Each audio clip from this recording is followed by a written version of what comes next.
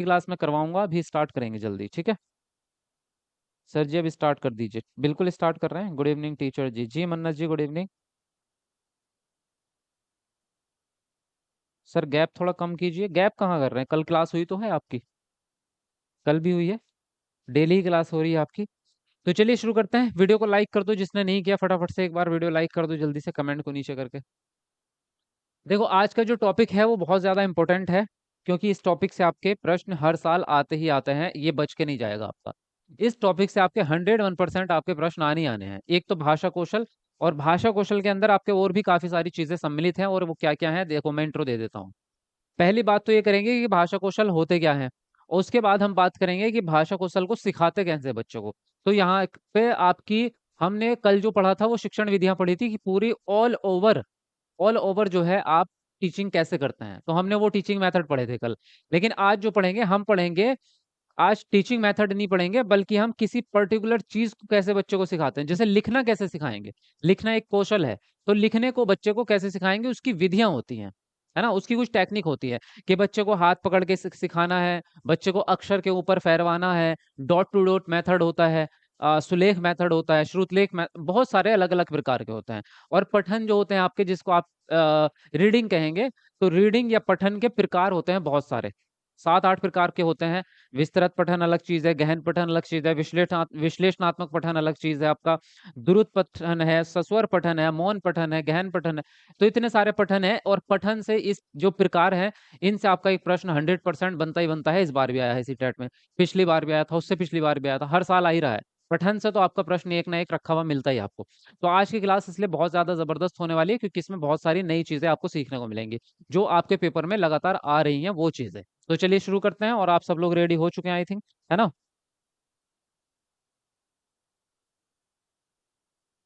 Batch purchase करने के बाद क्या लाइव एंड नोट्स दोनों मिलेगा? बैच नहीं है वो, बैच तो आपका सारा यूट्यूब पे ही चलता है, सारी क्लासेस आपकी यूट्यूब पे चलेंगी। ऐप पर आपको केवल नोट्स मिलेंगे, वहां पर क्लासेस नहीं है। आपका पेड बैच नहीं है, कोई भी फ्री है, सारी क्लासेस आपकी यूट्यूब पे मिलेंगी।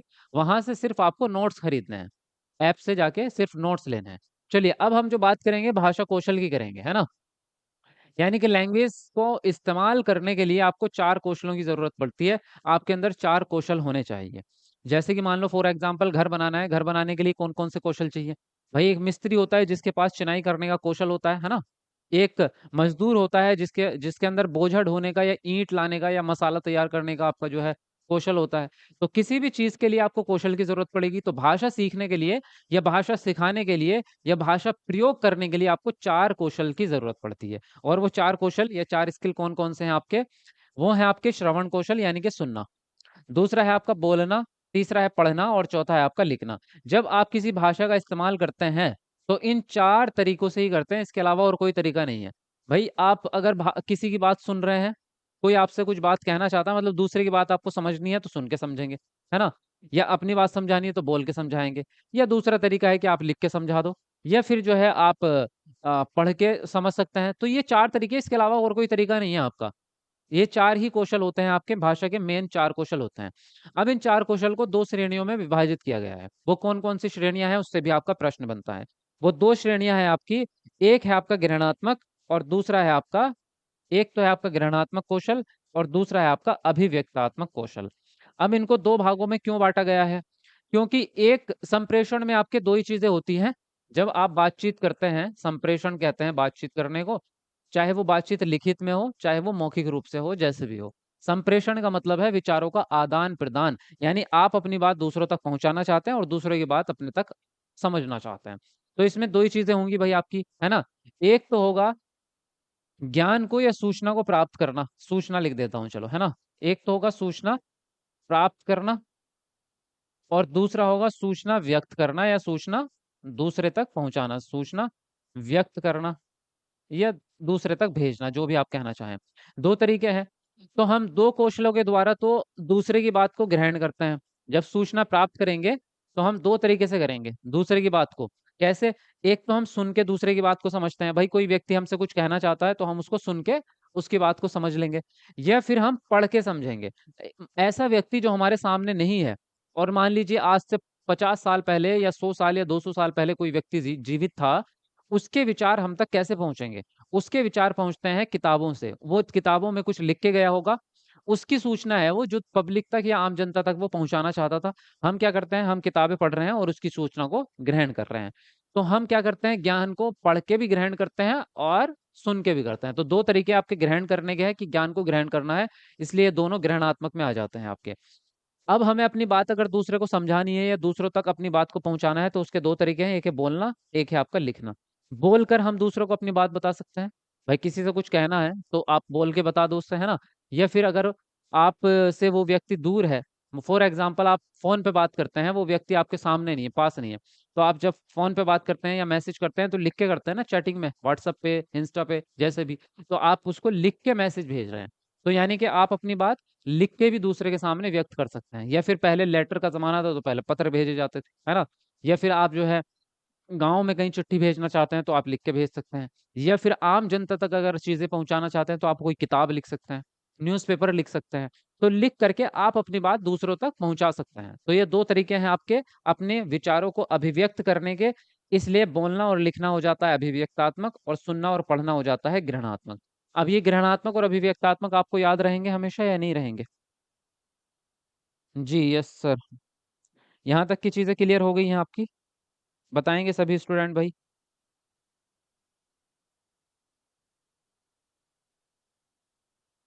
हाँ जी। चलिए, और वीडियो को लाइक करते रहो सब लोग भाई, है ना। चलो सब लोग जो है फटाफट से वीडियो को लाइक करो। हम्म। ठीक है, आगे बढ़ते हैं। अब आगे बढ़ते हैं।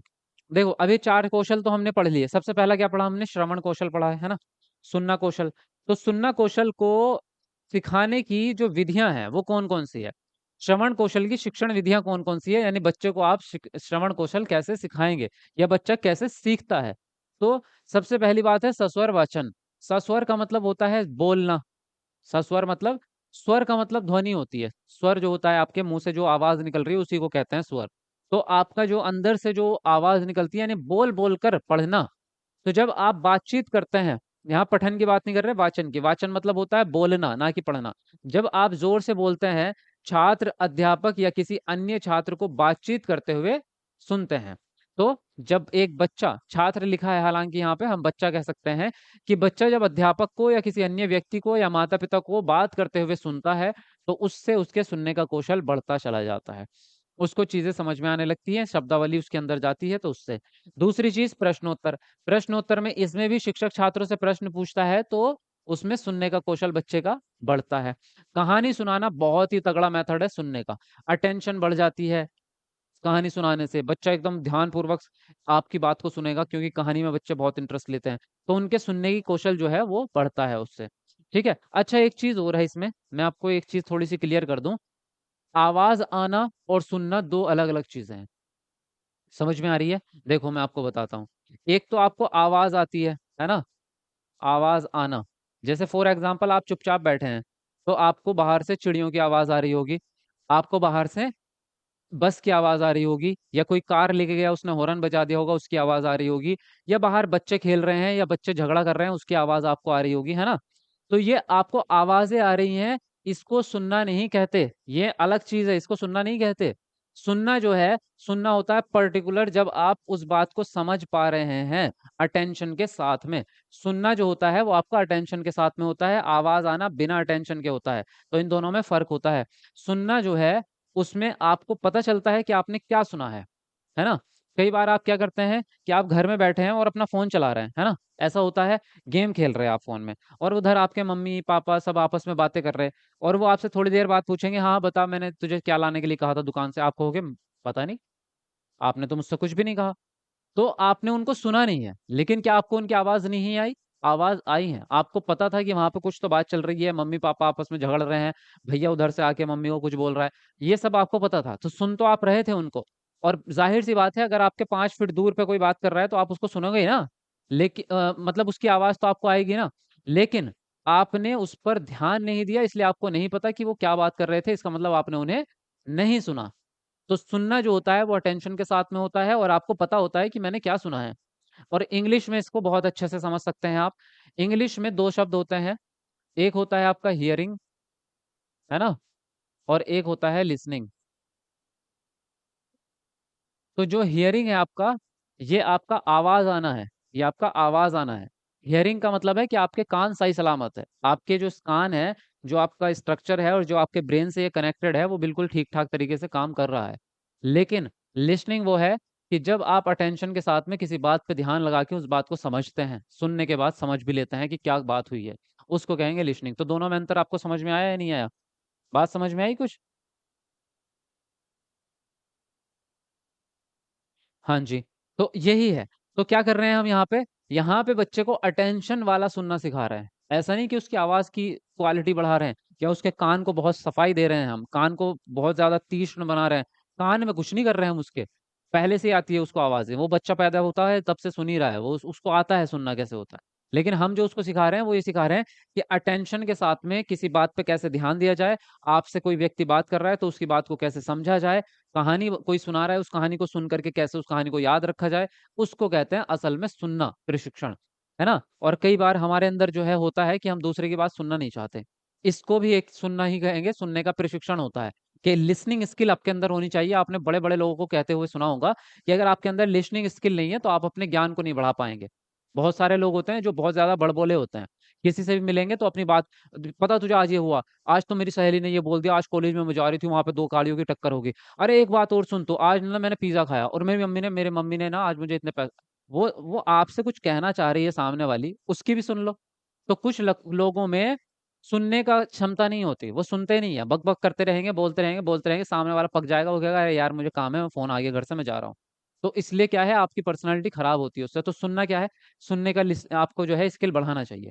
चलिए अब आगे बढ़ेंगे। तो कहानी सुनना, आपका कहानी सुनने से आपकी अटेंशन भी बढ़ती है और ध्यानपूर्वक एक अच्छे श्रोता आप बनते हैं। श्रुतलेख यानी कि इमला। इमला होता है जब टीचर बोलता है आपको और आप उसको लिखते हैं। तो जब कोई व्यक्ति आपको बोल रहा हो और आप उसको लिख रहे हो, तो आपका पूरा ध्यान उसकी बात पे होता है, क्योंकि आप वरना लिख नहीं पाएंगे। जब तक उसकी बात आपको समझ नहीं आएगी आप उसको लिख नहीं पाएंगे। इसलिए जो इमला है उससे आपके सुनने की अटेंशन काफी अच्छी बढ़ जाती है। भाषण, जब कोई व्यक्ति आपको भाषण देता है, चाहे वो टीचर हो चाहे आपके माता पिता हो, तब आप उसको सुनते हैं, है ना? ये भाषण वो नहीं कि आपको मम्मी डांट रही है तो उसको भी कुछ लोग यही कहते हैं कि मम्मी ने आज मुझे भाषण दिया। वो भाषण नहीं है। भाषण का मतलब है कि अच्छी चीज आपको सिखाई जा रही है ना। नेताजी भाषण दे रहे हैं, टीचर भाषण दे रहा है, लेक्चर इसको कहेंगे हम, लेक्चर देना। तो इसमें भी शिक्षक जब छात्रों के सामने लेक्चर देता है तो छात्र उसको ध्यान से सुनते हैं। बात समझ में आई यहाँ तक की या नहीं आई है? हाँ, क्या हुआ? एक बार आपकी कमेंट पे नजर डाल लेता हूँ भाई।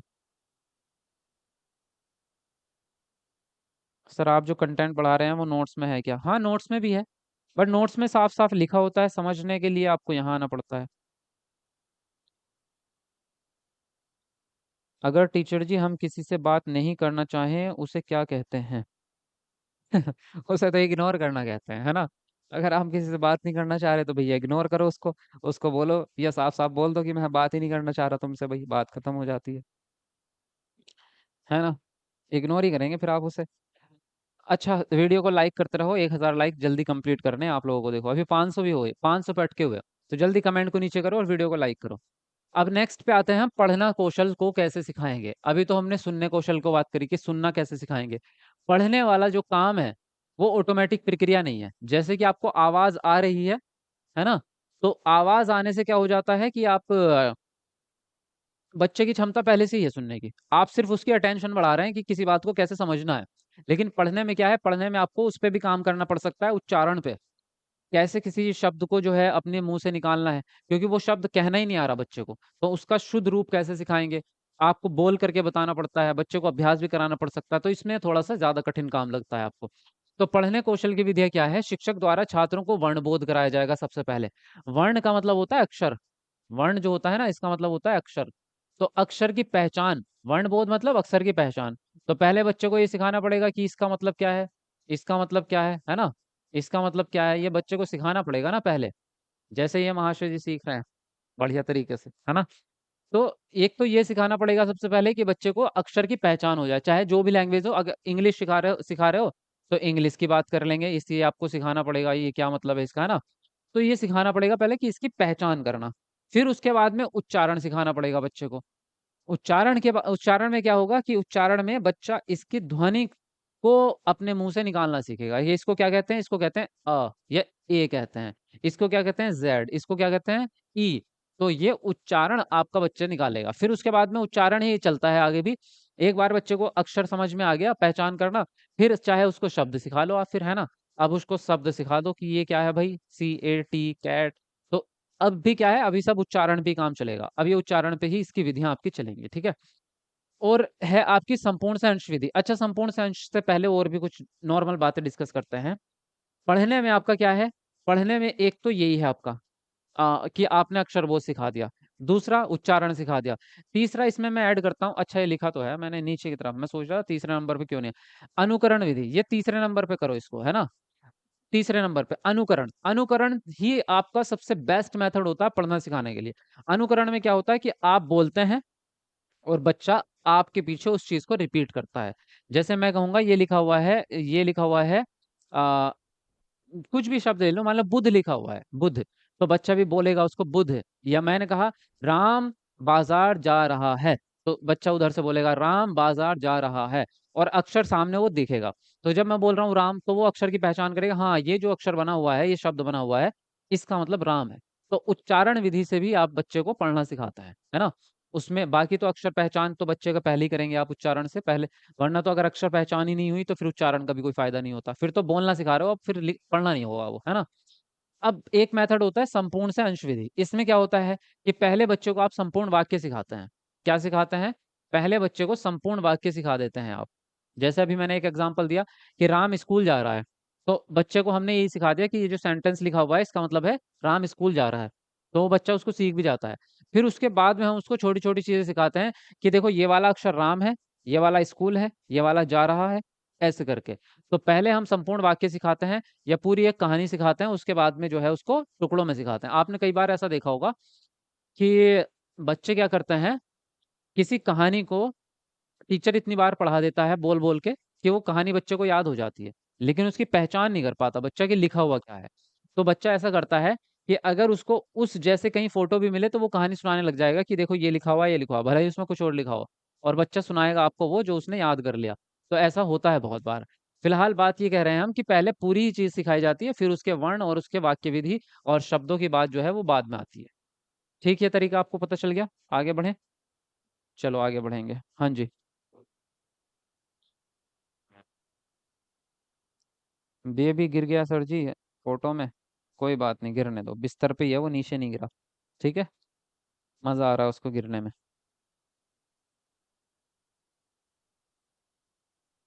चलो सही चल रहा है क्लास, समझ में आ रही है बातें।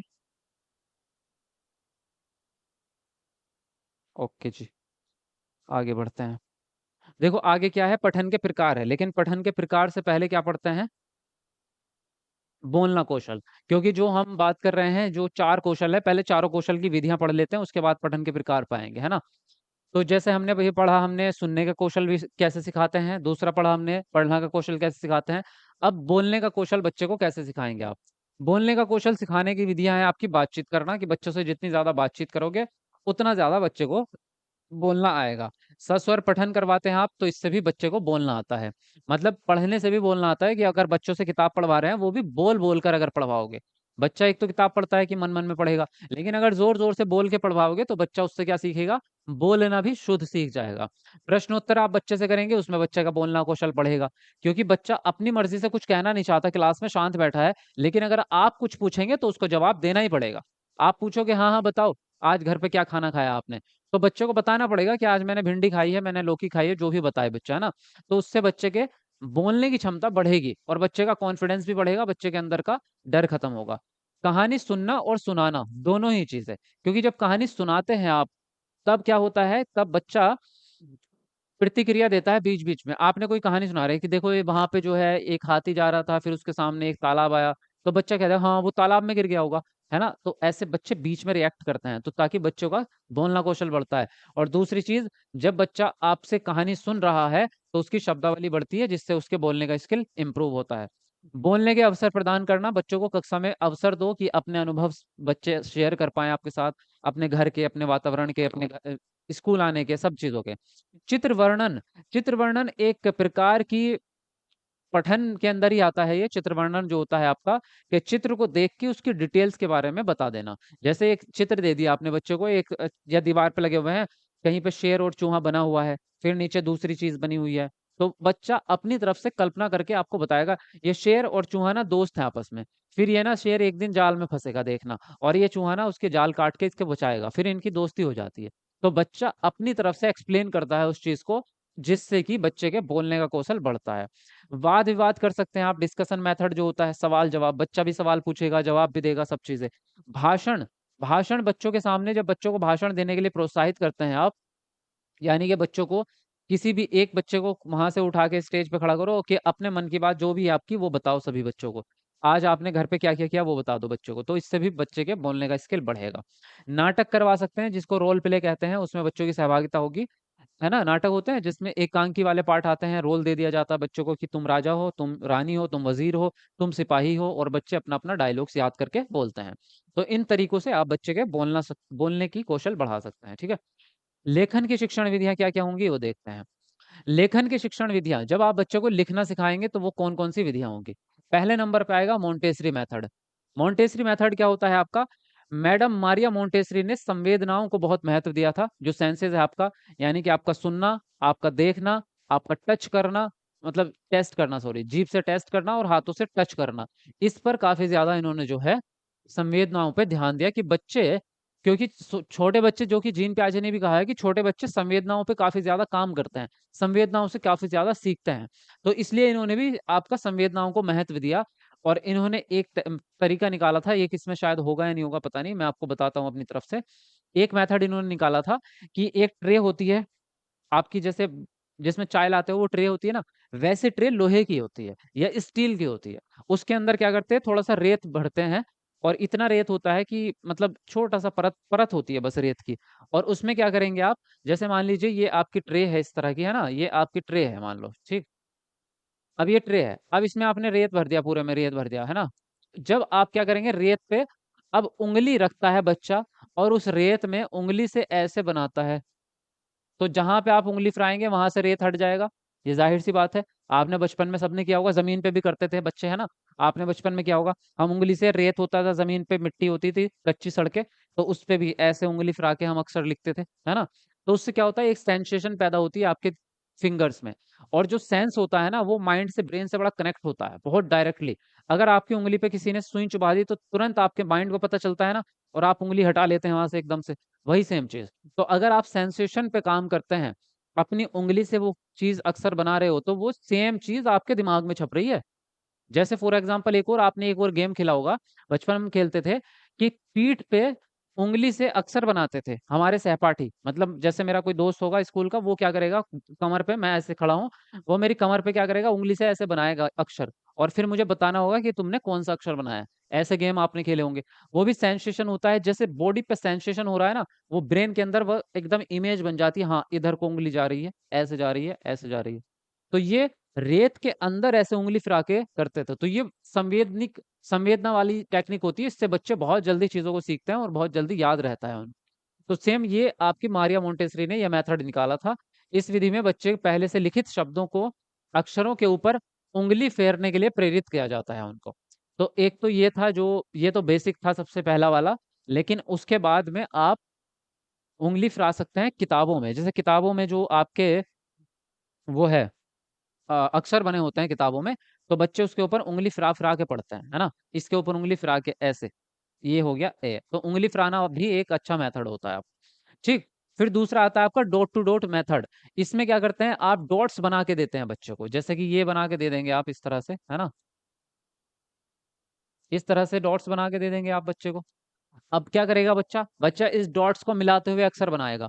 अब यहाँ से बच्चा डॉट को अक्षर मिलाएगा, बनाएगा, ऐसे बना देगा, ठीक है। तो ये आपने बचपन में सबने किया होगा आई थिंक, और छोटे बच्चे आपके इस घर में होंगे तो वो भी करते होंगे। दूसरा होता है अनुकरण या नकल विधि, ये इसके नेक्स्ट स्टेप होता है। पहले तो हम ये करते हैं कि बच्चे को मिलाने वाले देते हैं इस प्रकार के, और उसके बाद में हम क्या करते हैं, फिर नकल करने के लिए देते हैं बच्चे को, है ना।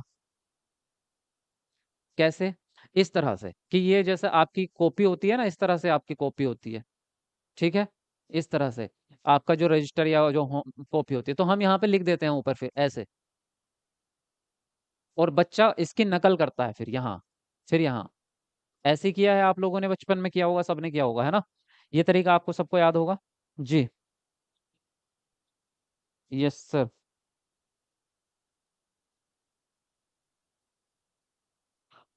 अच्छा, क्या क्या बातें कर रहे हो भाई? वरुण, मुझे मेरी पसंद। अच्छा जी, अपने आप में आपस में बातें पे लगे पड़े हो, है ना? बढ़िया है, करते रहो। लेकिन बातें कर रहे हो, थोड़ा पढ़ाई पे भी ध्यान दे लो, क्योंकि काम यही आएगा, बातें काम नहीं आएंगी, ध्यान रख लेना। है ना? देखो उसके बाद जो है फिर आता है आपका श्रुतलेख। जब अक्षर बच्चा खुद से बनाना सीख जाता है, श्रुतलेख का मतलब है कि इसमें अध्यापक बोलता जाता है और छात्र उसको सुनकर जो है लिखता चला जाता है। तो इमला कहते हैं इसको, श्रुतलेख को इमला कहते हैं। तो इसमें क्या होता है कि टीचर बोलता है और बच्चे उसको लिखते हैं अपने रजिस्टर पे। फिर आता है आपका सुलेख। सुलेख होता है लिखावट को अच्छा करने के लिए। सुलेख के लिए, सुंदर लिखावट के लिए लिखने का अभ्यास करना सुलेख कहलाता है। अब इसके तरीके कई सारे हो सकते हैं। अब सुलेख में क्या होता है, सुलेख में भी अनुकरण होता है। कैसा अनुकरण? कि जैसे किताब में लिखी हुई जो चीज है, एक तो होता है कि हम आम अपनी हैंडराइटिंग में अलग अलग प्रकार से अक्षरों को बनाते हैं, है ना? जैसे अगर हम बात करें, मुझे अभ्यास लिखना है, तो मैं कैसे लिखूंगा? ये लिख दिया मैंने अभ्यास, है ना? ये लिख देते हैं। कोई कोई अलग प्रकार से लिखेगा, कोई ए को ऐसे ऐसे बना देगा, है ना? कोई ऐसे कुछ अपने तरीके से आप लिखते हैं, मतलब सबके लिखने का अपने एक हैंड राइटिंग होती है। लेकिन जब आपको बहुत सुंदर राइटिंग चाहिए होती है एकदम अच्छी, तो आप क्या करते हैं, इसमें चेक करेंगे कैसे कैसे लिखा हुआ है। तो फिर आप ऐसे लिखने की कोशिश करेंगे, है ना? फिर आप ऐसे लिखने की कोशिश करेंगे बिल्कुल, कि देखो मैं अच्छी तरह से लिखूं। और फिर डंडा भी आप उसी हिसाब से खींचेंगे। तो क्या करते हैं कि आप, सुलेख का मतलब है अपनी हैंड राइटिंग को सुधारने के लिए जो प्रैक्टिस की जाती है, उसको सुलेख कहते हैं। अनुलेख क्या है? सुंदर लिखावट के लिए पहले से छपे या लिखे हुए अक्षरों या शब्दों को देखकर लिखना या अभ्यास करना अनुलेख है। तो ये दोनों ही चीजें एक ही साथ काम चलता है इनका। सुलेख का मतलब तो सुंदर लिखावट करना है, लेकिन सुलेख का ही एक मेथड है अनुलेख। मतलब सुलेख जो है वो पूरी प्रक्रिया है कि आपको अपनी राइटिंग अच्छी करनी है। अब राइटिंग अच्छी करने का एक तरीका अनुलेख है उनमें से। बाकी तो आप टीचर की हैंड राइटिंग को कॉपी कर सकते हैं, बहुत लोग करते भी हैं। मैंने भी किया है बचपन में, सभी अपने टीचर की राइटिंग उनको अच्छी लगती है तो उसकी नकल करने की कोशिश करते हैं। ठीक है, यहाँ तक की बातें आपको समझ में आ रही है? ओके जी। अब आते हैं हम पठन पे। पठन पे थे हम, पठन के प्रकार हमने छोड़ दिए थे, इसको सीखते हैं, ठीक है? जी। मजा आ रहा है आपको पढ़ने में? ऐसा तो नहीं है कि आप सोच रहे हो कि पता नहीं? बताओ मुझे कमेंट करके, टीचिंग आपको ठीक लग रही है या नहीं लग रही है, मतलब क्लास आपको ठीक लग रही है, समझ में आ रही है चीजें? टीचर जी, ये आपका ठीक नहीं है। अरे मैंने कौन सा अपनी तरफ से बनाया, मैं तो एग्जाम्पल दे रहा था कि ऐसे ऐसे लोग बनाते हैं। हम्म। चलो ठीक है।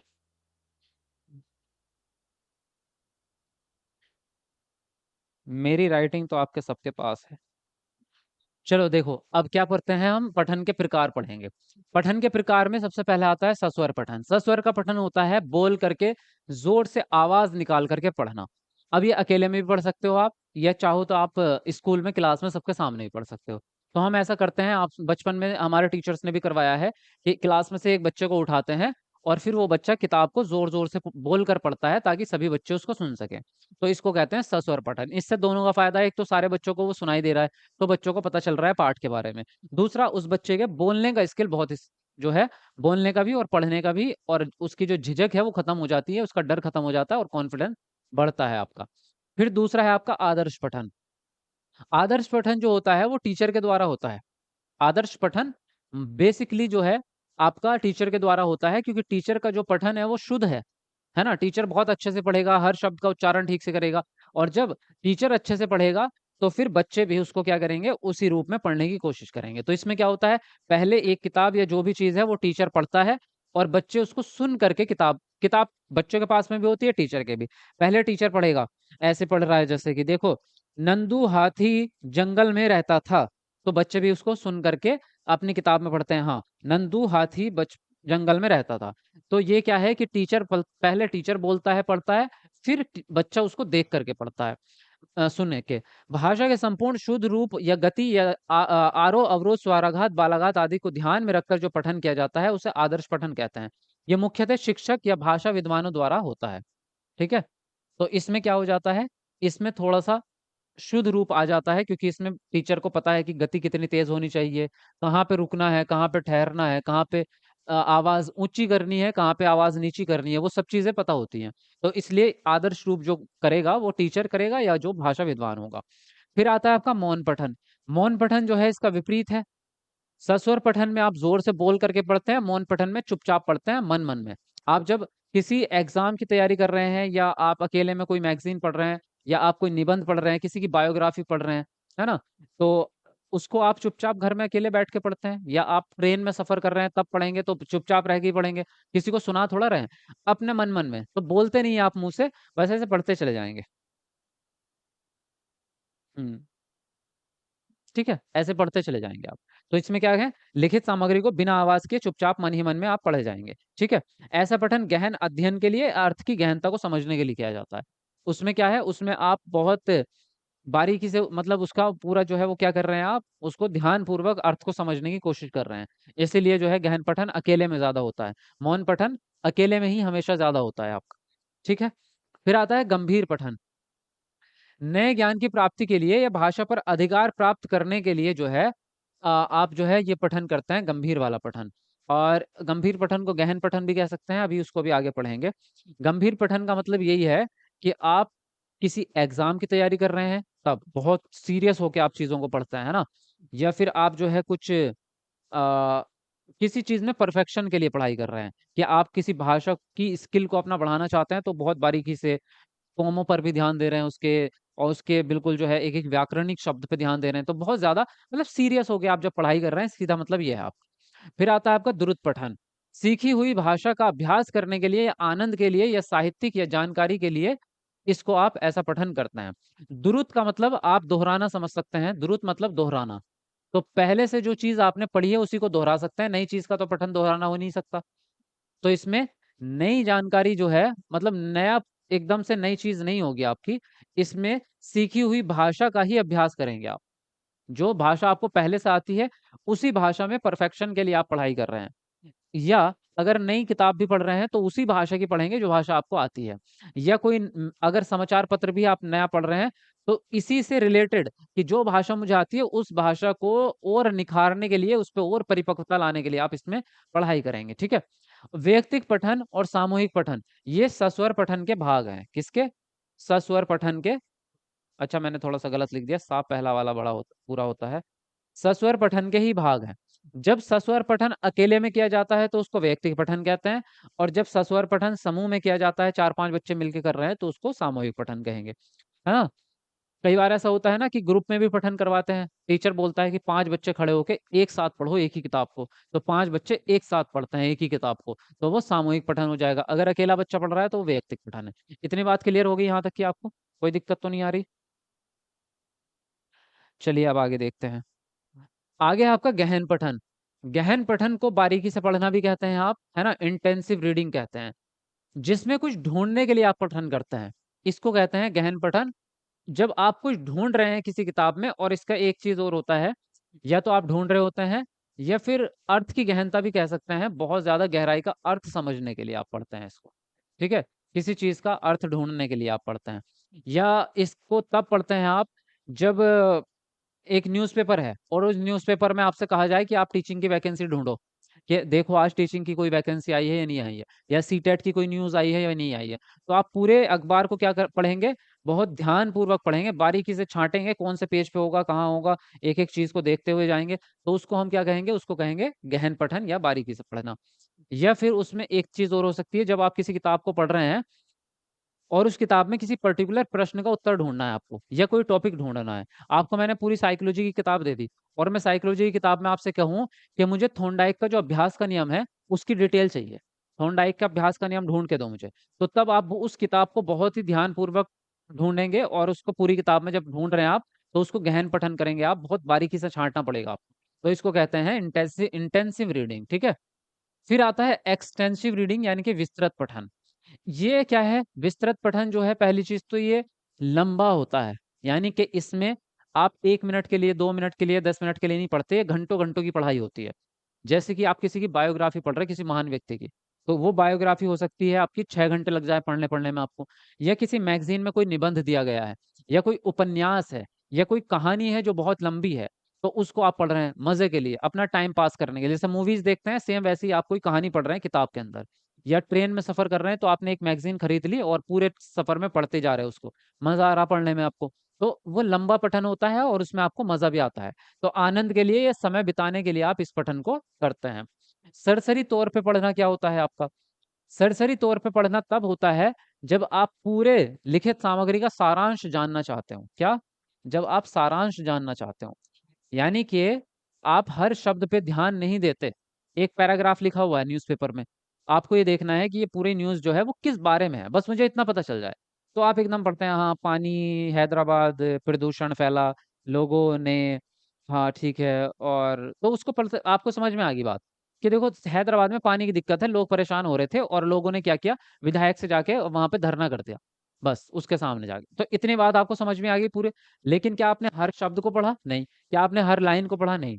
तो जब आप पूरे पैराग्राफ में से ऐसे एकदम से नजरें फिराई उस पे, हाँ हाँ ठीक है ठीक है, बात समझ में आ गई। तो सरसरी तौर पे पढ़ना उसको कहते हैं जब आप पूरे पैराग्राफ का सिर्फ सारांश जानना चाहते हैं, ना कि उसके शब्द उच्चारण, ना ही उसमें कोमा कहाँ लगा है वो भी नहीं देख रहे आप, क्या उसकी राइटिंग थी वो भी नहीं देख रहे आप, बहुत बारीकी से ध्यान नहीं देंगे, सिर्फ उसका मतलब समझ में आ जाए कि लिखा क्या था, बस। है ना? तो ये होता है। विश्लेषणात्मक पठन जो होता है आपका, इसमें जानकारी की तुलना की जाती है, एनालिटिकल रीडिंग इसको हम कहेंगे। तो विश्लेषण में जो पहले से किसी ने कोई बात लिखी है, या किसी ने कोई पैराग्राफ लिखा है, या मैं इसका एक सीधा एग्जांपल दूं, तो अगर आपने एक प्रश्न का उत्तर लिखा है एग्जाम में, और टीचर उस एग्जाम को चेक कर रहा है आपकी कॉपी को, तो वो जो एग्जामिनर आपकी कॉपी को चेक करेगा, उसमें विश्लेषणात्मक पठन आपका हो सकता है कि आपने जो प्रश्न पूछा गया था उसके कितने पॉजिटिव बिंदु लिखे हैं, कितने निगेटिव लिखे हैं, क्या आपने पूरी डिटेल में लिखा है या नहीं लिखा, कहाँ आपने गलती की है, कहाँ मात्रा पे गलती की है, कहाँ आपने सेंटेंस गलत लिखा है। वो जो जांच प्रणाली है वो विश्लेषणात्मक पठन है। टीचर जो पढ़ कर रहा है, टीचर अब विश्लेषणात्मक पठन कर रहा है, क्योंकि टीचर क्या कर रहा है, जांच पड़ताल कर रहा है कि कहाँ कमी है कहाँ नहीं है।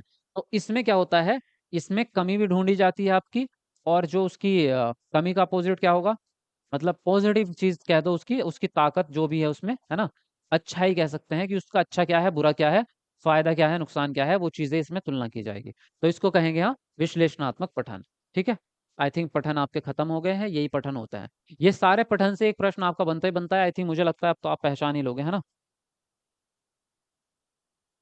सीटेट में कितनी एज तक फॉर्म भर सकते हैं? सीटेट में कोई एज नहीं होती, कभी भी भर सकते हो। चलिए, और आज की क्लास आपकी यहीं पर खत्म होती है। पठन आपके ये स्किल्स, लैंग्वेज कौशल आपके सारे खत्म हो गए, पठन के प्रकार भी हो गए, शिक्षण विधियां भी हो गई। मजा आया क्लास में? और वीडियो को लाइक करो भाई, जिसने नहीं किया अभी तक फटाफट से एक बार वीडियो को लाइक कर दो। और किसी को कुछ पूछना है तो पूछ सकते हैं आप, अभी मैं यही हूँ आपके जवाब देने के लिए। और जिसने नोट्स नहीं लिए हैं वो जाके ऐप पे नोट्स ले लो। ये नोट्स आपके लिए बहुत ज़्यादा ज़रूरी है। ऐप है आपका, प्ले स्टोर से डाउनलोड हो जाएगा, और वहाँ से जाके लॉगिन करके अपना वहाँ से नोट्स ले लो और पढ़ना स्टार्ट करो, ठीक है। क्योंकि सभी बच्चों ने लगभग पढ़ना स्टार्ट कर दिए हैं नोट्स, और नोट्स आपके लिए बहुत ज़रूरी है। आज नहीं लोगे तो कल को लेने पड़ेंगे आपको, क्योंकि इसके बाद आपको कोई किताब नहीं लेनी, अलग से कुछ नहीं करना, बस नोट्स से काम चल जाएगा, आपका पूरा सिलेबस इससे कवर हो जाएगा। Thank you sir ji, great salute. BPSC में एज है कि कितना तक? बीपीएससी में 40 एज है, 40 साल। हाँ जी, नाइस टीचर जी। बाकी की क्लास आपकी जल्दी स्टार्ट हो जाएगी, ठीक है।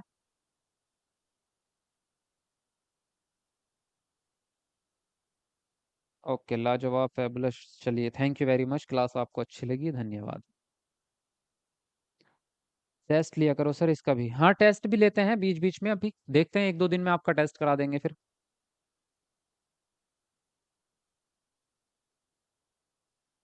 और कुछ?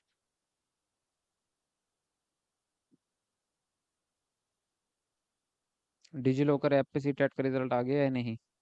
अभी तो नहीं आया था, आज तो मैंने चेक नहीं किया अभी, बाकी अभी आया नहीं है। चलो ठीक है। 1,000 लाइक भी पूरे नहीं किया आज, बड़ी दुख की बात है। चलो, अच्छा नहीं लगा मुझे यार, 1,000 लाइक तो कर देने चाहिए कम से कम। बहुत सारे लोग करते ही नहीं है ना। बस क्लास देख के भाग जाते हैं। उनको पता नहीं क्या लगता है कि हमारे 2-4 हज़ार रुपये कट जाएंगे लाइक करके। अच्छा सेशन है, बट एक बार जुलाई वाला देख लीजिए, थोड़ा घुमा के क्वेश्चंस आए थे। ठीक है, मैं जुलाई वाला क्या, कल को जुलाई वाला आपको क्वेश्चन पेपर सॉल्व कराना ही है, बताया तो था आपको संडे में होगा, है ना। संडे में आपका जुलाई वाला पेपर सॉल्व कराएंगे, तो कल पूरा एनालिसिस निकल जाएगा यहीं आपका। चलो ठीक है, मिलते हैं आपको नेक्स्ट क्लास में। तब तक के लिए बाय बाय, टेक केयर।